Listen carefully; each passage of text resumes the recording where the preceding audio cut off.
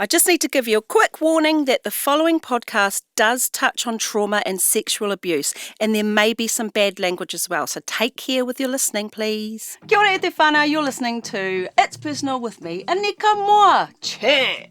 Like every learner, it's really hard, and it's hard learning as an adult.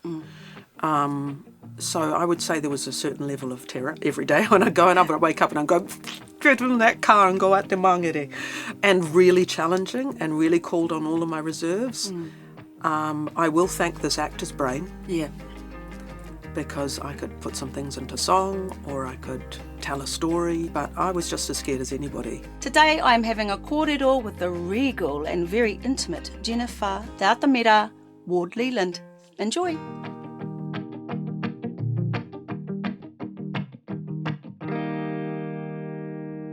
So Jennifer Ward-Lealand, the last time I saw you, we were on stage singing Puria Nei together. We were. You called me up. I did. I know, that was so lovely. Oh, I love that you just were like, yeah, I'm going to come on stage and sing Puria Nei with you. Do you know what? I think it's because when I went to Te Reo school when I was a kid, yeah, we just sang all the time. Just all the time. And so a sing-along is just normal to me, and probably because I was a ukulele player as well. Yeah. Sing-alongs are just my fab thing at a party. So, yeah. And have you, I'm going to talk to you about your reo journey, but have you learned heaps of waiata whilst learning your reo? Isn't it amazing? Yes. Isn't it I amazing? love it because when you get to stand up, you know, if you need to do a waiata tautoko for somebody, I go, oh yeah. Yeah. Oh yeah. You're I mean, like there's a few I don't know and I go, I must learn that. And do you do the kuia voice? You know, Puria Nei. No, you do that better. Because you get to a certain age where the vibrato gets a bit wider. I'm at that age. I think I've been doing that vibrato for 4 years, and every time I get up to waiata tautoko, it comes out and I'm just like, who am I? And whenever I get stopped at the lights by people who want, you know, who ask for money, and I go, give them a $5, they go, thanks, auntie. Oh, yes. Thanks, fire. So we're at that stage. Yes, eh? no. When you start being called fire and don't go wince, I go, okay, just own it. Yeah. Own it. First of all, I want to know, and thank you for coming in, because you are revered by me and a whole lot of other, well, all of New Zealand. I want to know, no hea koe, what's your whakapapa, your pepeha? Yes, my whakapapa. Well, i Te Reo Māori, kua puawhai hau tēnei me i ngā haupūkeri o Pōneke, ki Tāmaki Makaurau, no Ingarangi, no Airani, no Kōtimana, no Tiamana, o Kutipuna. Nā, ko te atamira te ingoa, ko te atamira te waihi mahi, ko te atamira te pai whakatairangatia e au Te Reo Māori. So my ancestry is England, Ireland, Scotland, Germany. My first Pākehā ancestors came out here in 1823, so really early up north to Whangaroa. Oh, yeah. And they were the Wesleyan church, so they were the kind of second Wesleyan missionaries out here, and so they built the mission house up in Kaio, and then they went across to Hokianga, to Mangunu, so I've been going back there the last couple of years to so you whakapapa at Northland? Yeah. Wow. Yeah, and so I discovered so much more about that because of my reo journey. But yeah, born and bred in Wellington.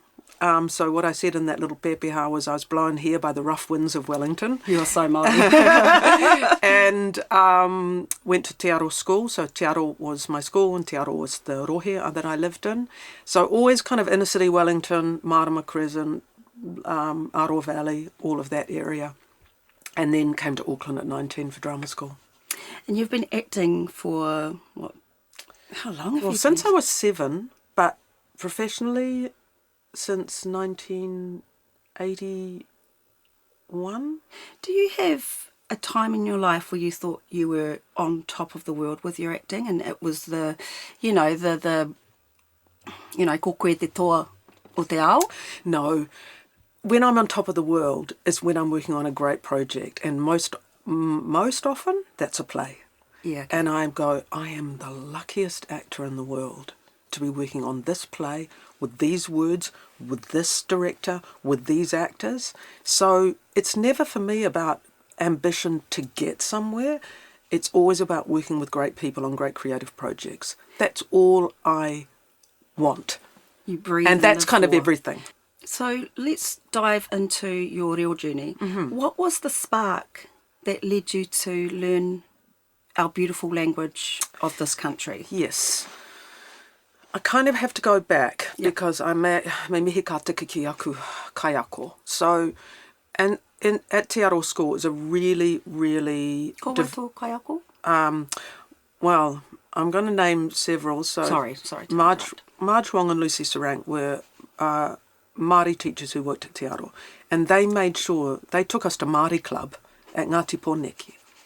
And we learned waiata Māori and we played titi tōrea and all of those kind of things. Yeah. And then I had, as a high school teacher, Cassidy Tangaere, e te rangatira moi mai rā. And so the sound and the feel of Te Reo Māori was in my ears from an early age. Yeah. However, what did I do as a middle-class Pākehā girl? French and German.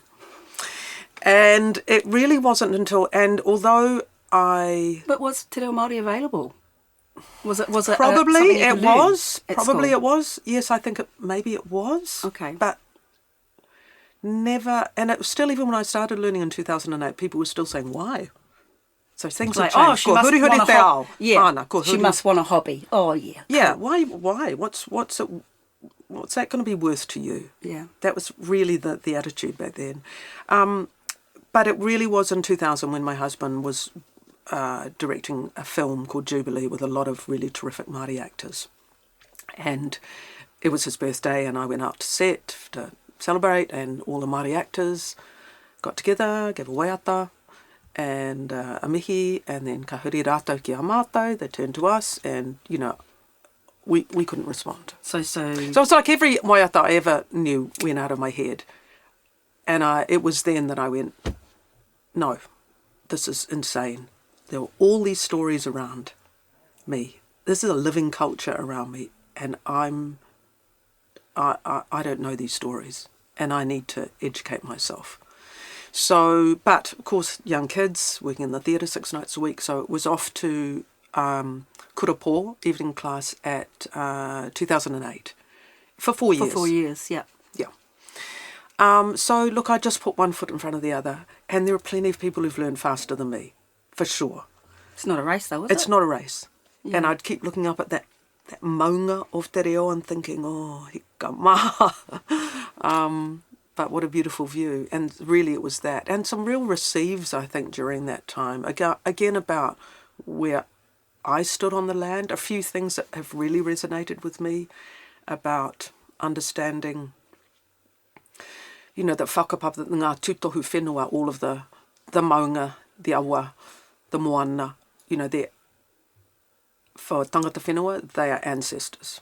They're not my ancestors. They are ancestors. So you're not just learning a language, you're learning a life. Oh, you're yeah. learning a world. He te ronga You mai. know, you Yeah. go to, you grow up learning English, you're not, and you get, you know, the 4 ships came and the Captain Cook and all that, Yeah. but you're learning a feeling, right? Yeah. The wairoa or the whenua. Yeah. Yeah. And I think that was, so a few real receives of understanding that, yes, we have a lived experience here. That has mana as well. So it's like how you describe, I'm not going to say now that te whanganui a tara tōku moana, but I'm going to say, that's why I might say the rough winds of Wellington blew me here, because that was my lived experience. Yeah, yeah. You know, I know what it feels like in Wellington. I know those hills. I know those, the valleys. So it's just a kind of a mind shift. And also I think the big receive for me was understanding how much the language was connected to the natural world. So that was a real in for me. And it's something when I'm talking to Pākehā audiences, I'm saying it's actually all around us. The reo is all around us. You know, how, whether it's metaphor, kupu whakarite, whakatauki, the way that the characteristics of the birds, of the trees, of the sky, of the clouds, of the land are metaphors for the characteristics and behaviours of people. And I find those just so beautiful. And I just think they're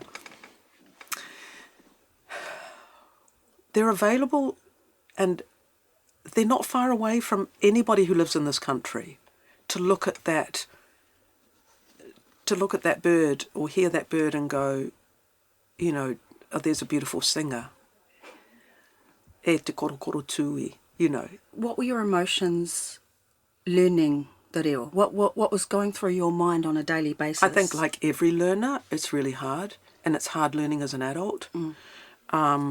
So I would say there was a certain level of terror every day when I go and I would wake up and I'd go, get in that car and go out to mangere.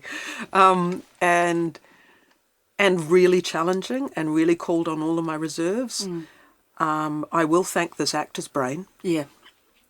Because I could put some things into song, or I could tell a story or whatever, but I was just as scared as anybody there. But you kept going. Yeah, I kept going because I wanted it, and that's going to be the thing that guides anybody, I think, is how much you want it. Yeah, totally. Did you get much pushback from Māori? Never, only Pākehā. Only Pākehā for the reason of why are you learning it? There was one, well, there was a bit of how dare you when a lot of Māori don't know it. Yep. From Pākehā? Yeah.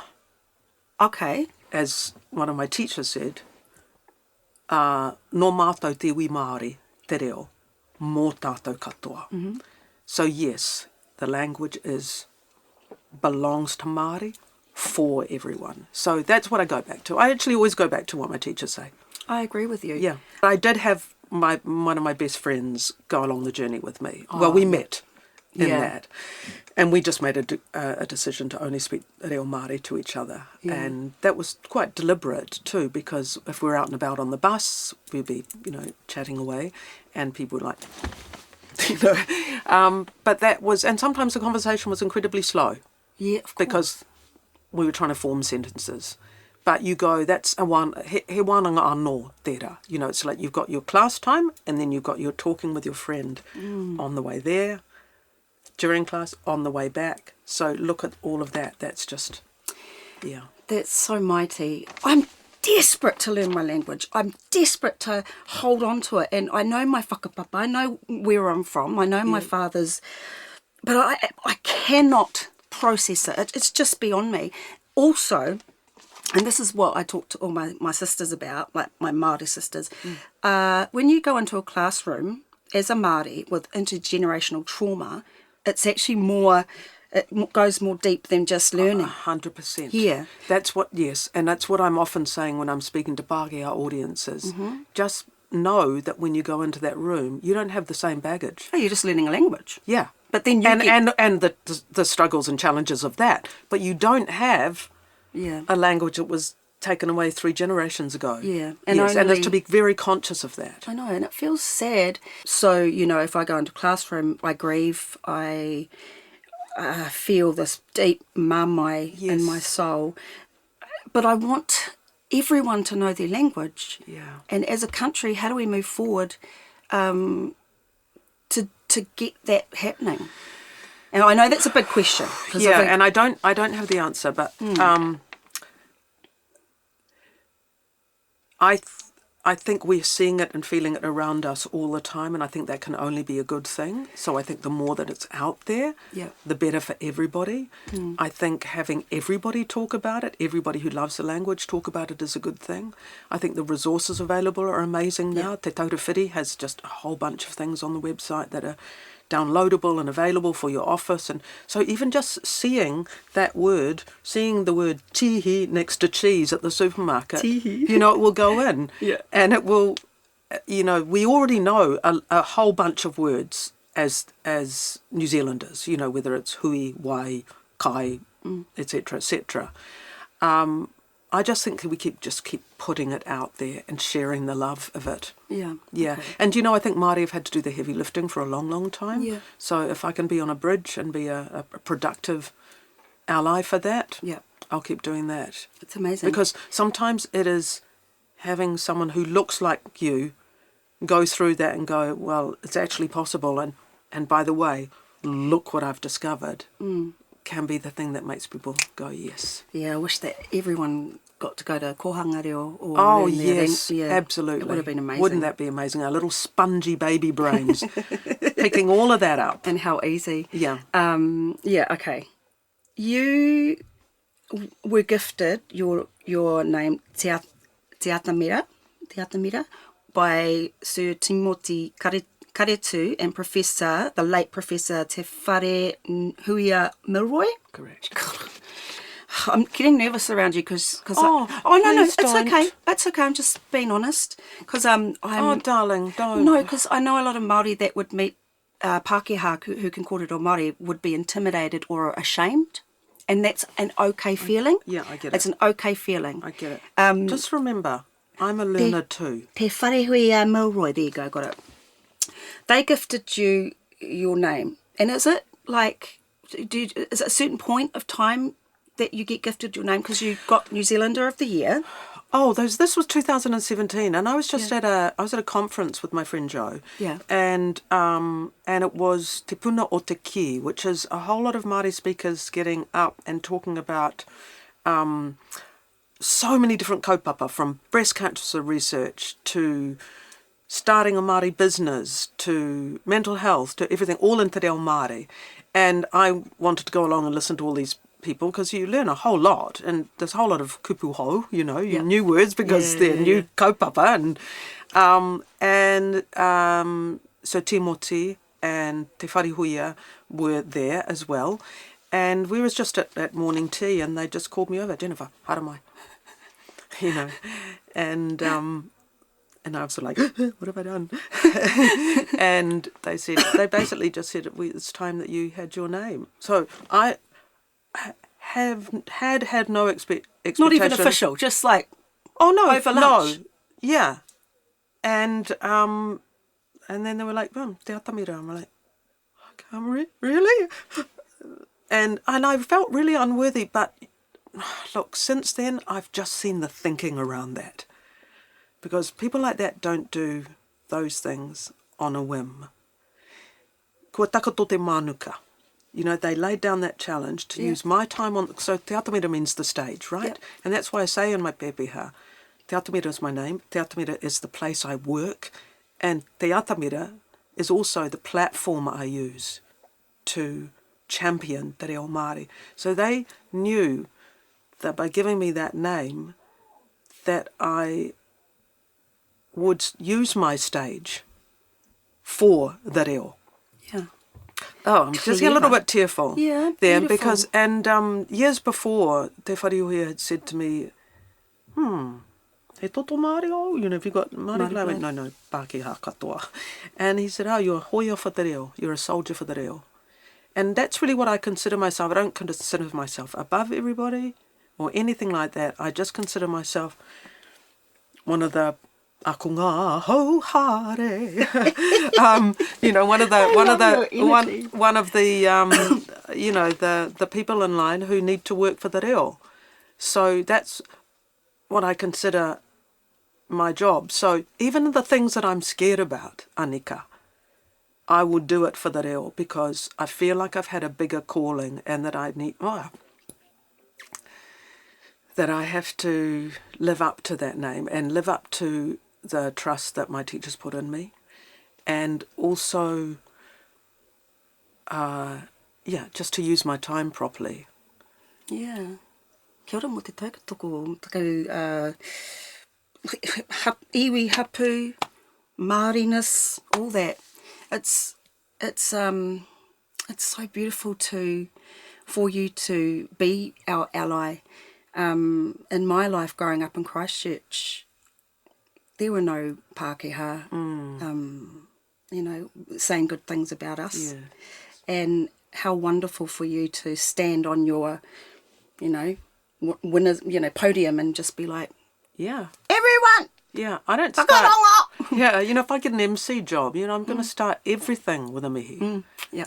I'm going to do that. If the first language that should be heard is the language te reo take, ne? Amazing. What have you done lately that's made you scared, like, or frightened you I te ao Māori? Like, what's the last thing that made you go, ooh? It was joining te taurewhiri I Te Reo Māori, the Māori Language Commission. Yeah. And, you know, and I did talk to people before I agreed to that, because I'm never going to put myself in a space if it's not agreed to by the people I respect and revere. Yeah. And, you know, Papa Timothy said to me, hey, hai papa tō ingoa te atamira. There's a responsibility with your name. So that was the decision for me. That was the answer for me, to go, yep, to whitia te hopo, you're scared anyway. Yeah. Jump over it and go, okay, I'm here for the reo. Do you think there's a humbleness in Māori people to not put their puff their chest out too high? Te poho kerere. Ai, poho kerere. You know. I don't know, I just see so many magnificent Māori people, I don't know that I can say that, but you might be able to answer that more than me. All the people I look up to in Te Ao Māori, they're all humble. They just quietly go about their business and produce the books, produce the waiata, to, you know. Yes, and they're doing the mahi. yeah, they're doing the And mahi. I think that's, you could say that for so many people, that they just don't need to blow a trumpet, you just keep doing the work. Yeah, yeah. You know, you asked me before we started filming, is there a place where you thought, yes, I've done it, I've made it? No, I'm just putting one foot in front of the other. And anyone who can plan a career, well, good luck to you. I'll say. Because You know that, right? Like, would you have thought 10 years ago you'd be doing this? No, not at all. No. No, actually. Because something just comes up and you go, can I embrace that? Do I want that? Is that exciting for me? That's also a acting musical thing, right? Where we can't plan because opportunities arise all the time. Everything and we changes need on a phone call or an email, right? Totally. Yeah. And you love those phone calls. Yeah, yeah. Especially if you can pay the mortgage. Yeah. You've said before that you'd love to play a Pākehā in a role I Te Reo Māori. I've done it twice. Have you? On short ones on the Ringans and I'm going to have to watch it. and on Te Pāmu Kumara. Oh yeah, Yes, yeah. So I've had two little roles. And was it exciting? Oh God, yeah. Oh. Yeah, God, yeah. And what was your character in Te I was a singing teacher for one of the girls in the kapahaka team in the Ringans, and Sina, and I walked and I thought she was going to be ruining her voice with kapahaka. Yeah. And I turned up and it turns out I knew Nanny Fanny. Nanny Fanny. Yeah, and she's bitching away about me in front of the kapahaka team, and then I stand up and kōrero Māori, and it's like, oh, she has to, yeah. And it turns out, we went to school to each other.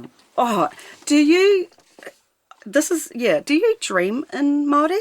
I don't think so. I often dream that I'm of a different culture. I think I've had conversations with people in Te Reo Māori in my dreams. Yes, I think so. I think there's a point where you stop going, I'm just going to translate these English words into Māori, and there's a point where you go, oh, just encapsulate that with that kiwaha, or that whakatauki, or that kupu whakarete.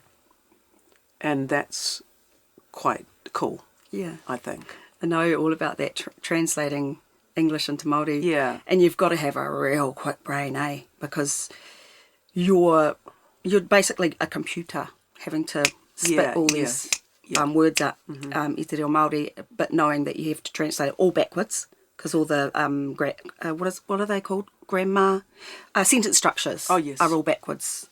Yeah, and it's hard work. Oh, keep going. Yeah, keep going, and be kind to yourself. Yeah, just be kind to yourself. I'm often saying to people, don't stress yourself with a whole big speech in Te Reo Māori that you're just going to get through, so you end up saying tēnā koutou, tēnā koutou, tēnā koutou, tēnā koutou. Yeah, just go do something small and beautiful. He iti he paunamu, ne? Tēnā koe. Tēnā koe. You're seen, I'm seeing you. There you are. You're going to make me cry. and I'm emotional today too. I'll probably cry in my car. Well, that was my next question, was the advice you'd give to anyone who are learning. Yeah, find a friend. Find a friend. Find a friend on your level. Yep. If they're way, way, way better than you, it's really hard because you just get intimidated. And then just test each other. I'm a great fan of the old flip cards. Yeah. Yeah, and go a whole lot of little things and just be kind to each other, and but give each other a backup. And hey, you know that thing we were taught? Let's text each other 3 sentences. You know, like some little and often. I'm a big fan of little and often. Yeah. Okay. So, and be kind to yourself, be gentle. Yeah, be kind to yourself and go, I'm a learner. And it's hard to learn. When we're not 5, we don't have those same elastic brains. And take your time and give each other the gift of patience to listen to somebody. So, because you can see people getting wound up as they try and say that word. Oh, yeah. And just go, just breathe. And stand on the ground. And then find a little whakatoki about the land that you're standing on or something like that. And even then I just have to keep practicing. Kei ngaro, you know, in case it goes. But I speak to the cat. Yeah. Tingeru. Anna. Let's switch it up now. Let's go completely the other way. Okay. Intimacy coordinator. Yeah. Now, this is one of your jobs that you do. Mm-hmm. So we're talking about, I've read that you see it as stunt work for intimacy. Yeah, it's putting a professional process around intimate moments, and they're not always about sexual moments. They could be about anything where you're in the intimate personal space of somebody. Yeah. If you were an 85-year-old actor and you've got an 18-year-old giving you a sponge bath, that's pretty intimate. Okay. So we talk about that stuff. We talk about if there are moments of, say, you know, lovemaking or kissing or whatever. We can talk about the process around making that safe and consented to. Yeah. And it's not that we stand around hovering around 2 actors who are completely comfortable kissing and, you know, doing this. Not at all. It's making sure that that the work is discussed, that the actors know what the action is. Yeah. They know what level of undress they're going to be in. They've agreed to that. They know where their body's going to be touched, so that you're not making assumptions for somebody else's body. Has there always been intimacy? No. Okay, so why Yeah. why now? Why now? I kind of have to go back to 2015 when we at the union Equity, which is our union for professional performers, we were getting a lot of anecdotal evidence that people were having problematic experiences in auditions, on stage, in rehearsals, on set. And that could be anything from just non-communication, you know, poor communication, right through to sexual assault. And so we had a meeting and we started putting together some guidelines around, you know, literally actors talking to actors. We had a bunch of actors from all different stages of their careers talking about their experiences, what they could have done better, what would be a better process, and we started putting that together. 2017, obviously Me Too happened, and there was a second look taken at those scenes and how they'd been handled, and all the stuff came up, of course. It was nothing new to anyone who's in our business. And then I started hearing about this work, and actually Ita O'Brien, who ended up training me, she got hold of me. She's a UK-based intimacy coordinator, and she got a hold of me saying she'd found our guidelines, and can she have a chat with me about this? And I don't know, I started to learn about this role that existed, and our sister union in Australia, MIA, brought her over to Australia and New Zealand, and we did a bunch of us did a training with her. Okay. And I went, ping! It was as an actor, it was the cleanest, most wonderful, most creative process I'd ever been involved in for an intimate moment, and I went, I want to do this because I think it could make a profound difference to the experience that actors have with this mahi. So for 35 of my 3 years as an actor, no one ever helped me with that. Was it triggering to go through this process? Because No, not at all. Okay. Well, yes. Or traumatic, or Not triggering or traumatic. It made me go, what a shame that young Jennifer didn't have that. And I know there are the directors who go, oh, God, I wish I'd been able to have the language to do this. Many actors who've had awful experiences. Or, as I said, just no one talking about it. But if you know that here's what the director's asking for, this is what is being asked of you to expose, here's what the kind of touch will be, you get your two actors together. You might not have ever met the actor you're supposed to be kissing in 2 hours. But let's have a session where we can just get them connected in a very efficient way. It's not all treading on eggshells. It's an efficient, ethical way of getting two actors connected so they can do that work. And they know that the kiss is going to last X number of beats. Wow. They know that nobody's going to stick a tongue down their throat when it hasn't been agreed to. I'm not saying that isn't agreed to by some actors. Depending on the content. So it's all about consent for the consent. actor. What if the role they're playing, is a little bit more intense? Yeah, like sexual violence, rape. Yeah, that's absolutely. What I So absolutely. So, of course of course our work is not comfortable sometimes. It's not comfortable, but we can make it safe to do. So it's not saying that the actor won't go through the feelings of that stuff, but they will know that this is the action, that this is the shot, this is what we need to see, this is what and I'm going to look after the other actor as well, the perpetrator. No actor wants to be the perpetrator. Who wants to be the pedophile or the rapist? So I'm going to look after that actor as much as I'm going to look after the person who's the recipient of that sexual violence. And we can make sure those two actors are really connected, that they are crafted into the role, and at the end of that, they are crafted out. He momo whakanoa. Ne? So you are recalibrating that actor's cellular kind of disturbance. It's that, the safe space. Tai? Is it Atea? You're safe spacing them in the atea, and then calling them back to the real world, right? Absolutely. We're saying that's finished now, and we're going to leave our mahi where it belongs. On the rehearsal floor, on the set floor, on the studio floor, whatever. Do you double as a counsellor or therapist? No, and we're very careful about that. Obviously, we have mental health training, and like all the safeguarding children and first aid and all of that kind of stuff. And a lot of our work is around keeping people safe. However, if somebody's got something, and I have had performers say, look, I have had this experience happen to me, should I use it? And I've said, no, absolutely not, because this is not a safe enough space where you're doing your mahi here. You need to work that with a professional. So we're very clear, if people need more help than we are able to give, we will direct them onto other people. That's an ethical way to work. So we'll find another way in to that work. And are you enjoying it? I love it. I find it very satisfying. It's a big responsibility. So I've been on a job for coming up for 6 months now. One job with my colleague Tandy Wright. I thought you'd been doing it for years. I've been doing it for I've been doing it for over 5 years. Okay. Sorry, this is just one job. Actually nearly 6 years. Okay. Yes. But I've just been on one job, which has had which has had many different episodes and many different situations and many different directors. Yes.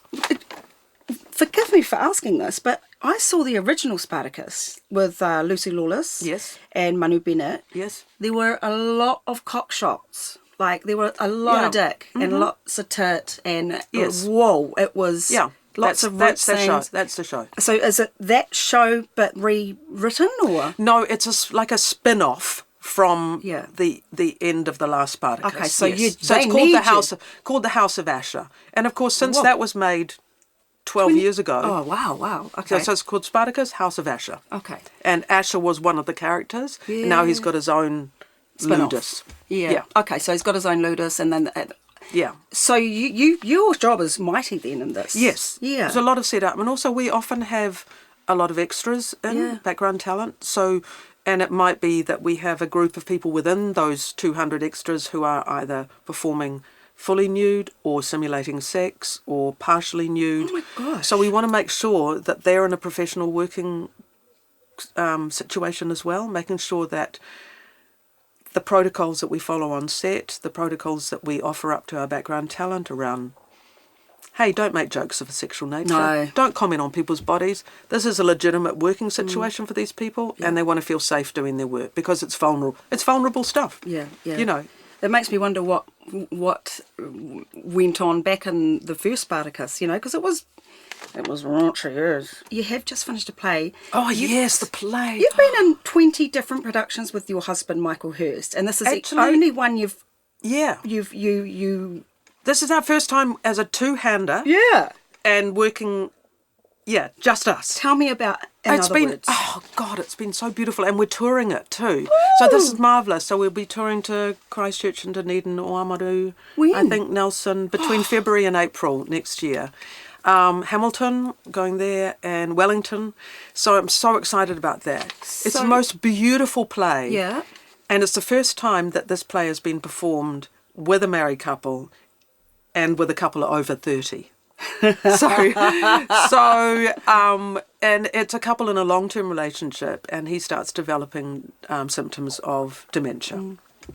And how do they cope with that? But the most wonderful thing about it is that we also step outside of the acting and talk to the audience as our characters. Okay. Saying, yeah, this happened and it was really, really tough. Like, I didn't know what was going on. I thought he had the flu, you know. So people feel really, really involved. And so you're saying your true thoughts to the audience. And the response that we've had has been completely humbling because people are sharing their experiences, and so many of us in Aotearoa and Putanoi Te Ao all over the world are dealing with this. Either their loved ones, their grandparents, their parents, their friends, and the caregivers, mostly unpaid, who get seen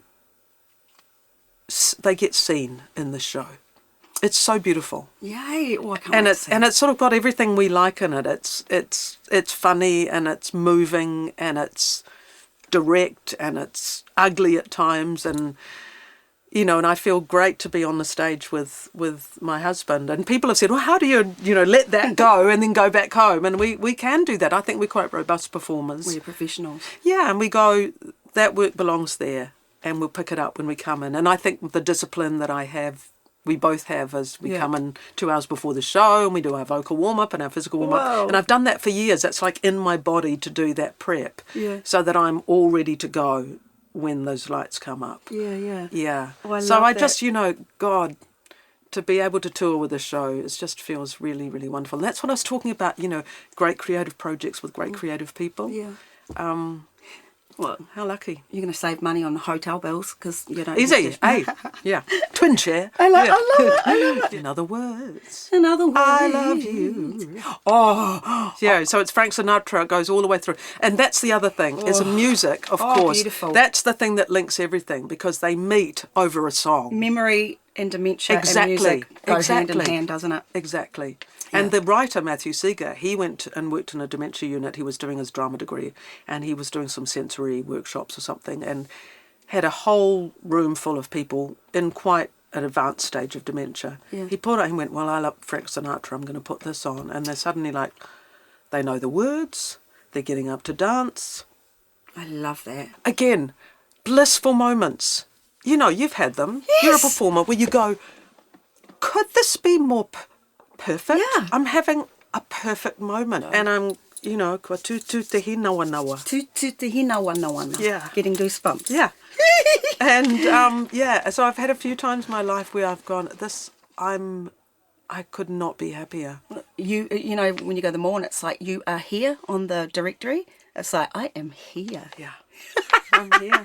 I'm sure I could make a whakatauki out of that. Yes, you could.